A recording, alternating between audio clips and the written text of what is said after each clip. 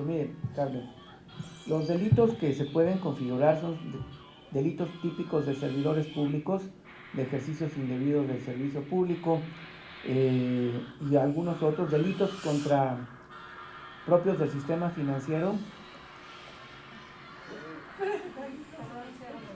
Si lo quieren hacer viral, no lo puede quitar tarde o temprano. Ya ven, él se enteró hace segundos y tarda un tiempo en que las cosas se puedan apagar. Son delitos, repito, de servidores públicos, delitos que tienen que ver con el sistema financiero. Ante la institución, la presentación de delitos apócrifos con colusión de servidores públicos y delitos probablemente que tengan que ver con organizaciones criminales, la denuncia es de hechos, pero va por ahí. O sea, la presentación de todo el contenido va hacia ese lugar, y en la esfera de los particulares hacia el defraudador también hay una serie de comisiones de delitos que yo supongo que al haber concurso de delitos quedarán en la esfera de lo federal y no van a dividirlos porque debilitarían la causa penal. No soy el Ministerio Público, a alguien le toca hacer ese trabajo y esa chamba y la tienen que hacer muy bien porque la saben hacer muy bien. Lo tengo claro, nos toca a nosotros presentar la denuncia, pero esos son los delitos que se pueden configurar. Y en el caso de Mexicana, no se trata de una liquidación, sino se trata de vengar salarios parcialmente. De hecho, es una buena noticia, porque es permitirle ya a los trabajadores tener acceso a la masa que estaba sujeta a concurso y ahora quiebra después de que el juez de la concursal tomó esa decisión. Y el tema siempre ha sido el mismo.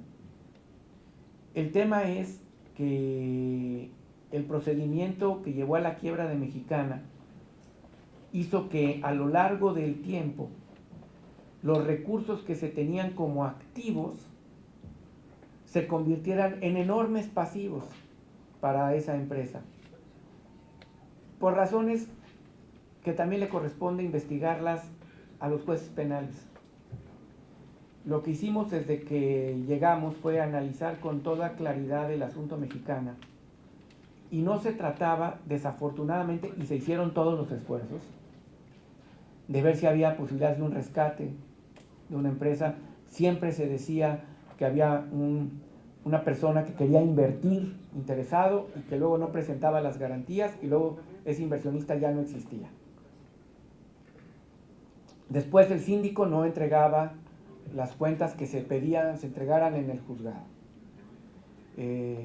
La realidad de las cosas es que esa conducta, por eso digo, no nos toca investigarla a nosotros, lo que llevó es que activos que había se diluyeran y lo que quedara fuera una masa concursal que sí existía en la base de mantenimiento terrestre y que había que darle salida.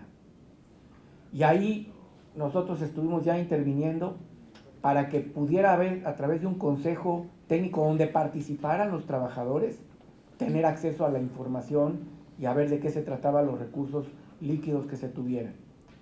Por otro lado, ayudar a los trabajadores a que pudieran ser recontratados, ya sin tener limitantes de edad, que se logró con el contrato B de Aeroméxico, que ustedes saben que fue uno de los primeros asuntos.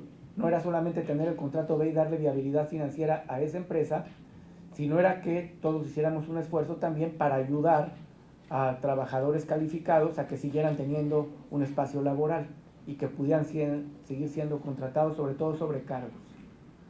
Y luego vino el tema de los jubilados de Mexicana, que no tenía que ver con las jubilaciones a Seguro Social, sino con las jubilaciones a la empresa, de trabajadores que dieron muchos años y al entrar la empresa en quiebra, declarada por juez, pues se quedaban sin esa posibilidad de tener esa jubilación extra, no solo la del Seguro Social, sino la de Mexicana. En todo esto, lo que nosotros hemos hecho es ayudar a que el máximo monto que se pueda lo puedan rescatar los trabajadores.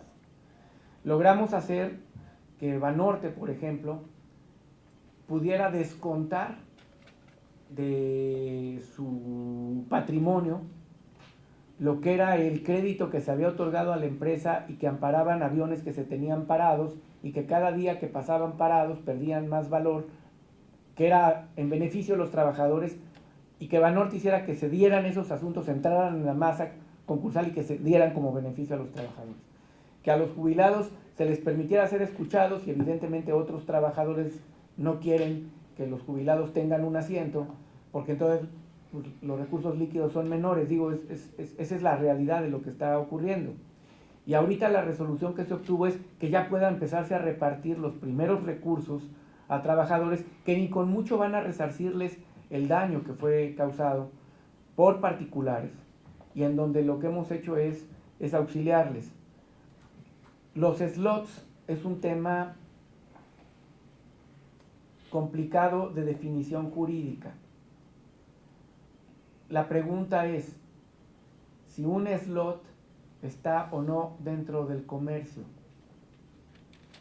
Y si está dentro del comercio es susceptible de apropiación y por lo tanto Mexicana era dueña de sus slots y por lo tanto los slots tienen un valor que siendo intangible se vuelve tangible y por lo tanto tienen un derecho sobre ese valor. Ese es lo que se discute del slot.